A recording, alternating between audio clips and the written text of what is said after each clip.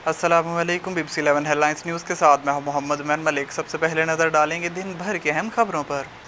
हुकूमत ने ममनुआ foreign funding case में मुलविस इमरान खान और उनके दीगर साथियों के खिलाफ कानूनी कार्रवाई करने का फैसला कर लिया। वज़ीर आज़म हाउस में PTM और इत्तेहादी जमातों का सरबराही इजलास हुआ, जिसकी सदारत वज़ीर आज़म शहबाज शरीफ ने की। इजलास में तय पाया कि इमरान खान और PTI के दीगर क़यादत के नाम ECL में डालने की मंजूरी वफाकी काबीना कल देगी।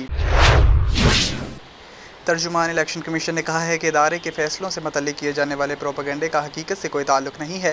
तफसीलात के मुताबिक तर्जुमान इलेक्शन कमीशन की जानिब से जारी बयान में कहा गया है कि हमेशा की तरह चंद अशखास की तरफ से गुमराह कुन और झूठा प्रोपेगेंडा किया जा रहा है। कहा जा रहा है कि इलेक्शन कमीशन ने ममनुआ फंडिंग में उजलत में 2 फैसले दिए।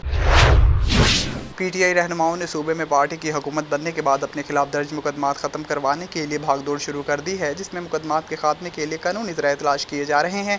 तफसीलात के मुताबिक तहरीक इंसाफ के रहनुमाओं ने लॉन्ग मार्च के दौरान तोड़ फोड़ पर मुकदमात और PTI कारकुनान पर तशद्दुद के तनाजुर में CCPO लाहौर पुलिस गुलाम महमूद डोगर से मुलाकात की है। मुलाकात में सूबाई सदर डॉक्टर यास्मीन राशिद, शफकत महमूद और बुरहान मौज़म एडवोकेट शामिल थे।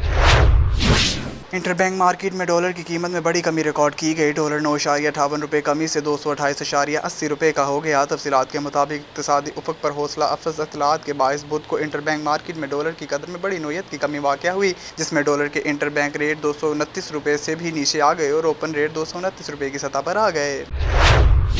7 से वकार अली मल्लाह की रिपोर्ट शामिल करेंगे। मुहर्रम अल हराम के दौरान मातमी जुलूस और मजालिस इमाम बारगाहों की तरफ सफाई के बेहतर इंतजामात municipal committee 7 assistant commissioner 7 Abdur Rahim Qureshi की हिदायत पर किया जा रहा है। जुलूस के तमाम रास्तों पर सफाई सुथराई के बेहतरीन इंतजामात किए गए हैं ताकि आवाम को जुलूस के दौरान किसी भी किस्म की दुश्वारी पेश न आए। इस हवाले से म्यूनसिपल मुलाजिम का कहना था कि असिस्टेंट कमिश्नर 7 की खसूसी हिदायत पर काम जारी है। इस अमल का मकसद जुलूस में शामिल अज़ादारी की सहूलियात को यकीनी बनाना है।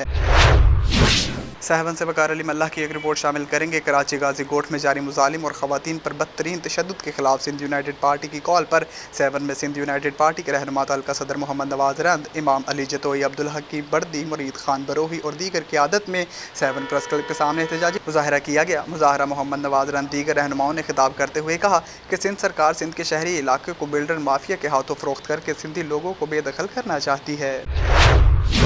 अमेरिका एक बार फिर सऊदी अरब और मुत्तहदा अरब अमारात को मिसाइल शिकन जदीद फ़िज़ाई दिफाई निज़ाम फ़रोख्त करेगा। आलमी खबरसां इदारे के मुताबिक पेंटागन ने तस्दीक की है कि अमरीकी महकमा ख़ारजा ने मुत्तहदा अरब अमारात को मिसाइल शिकन terminal high altitude area defence और सऊदी अरब को मिसाइल शिकन पैट्रियाट सिस्टम की अलग अलग मुआहदों में $5.3 बिलियन की फ़रोख्त की मंजूरी दे दी है।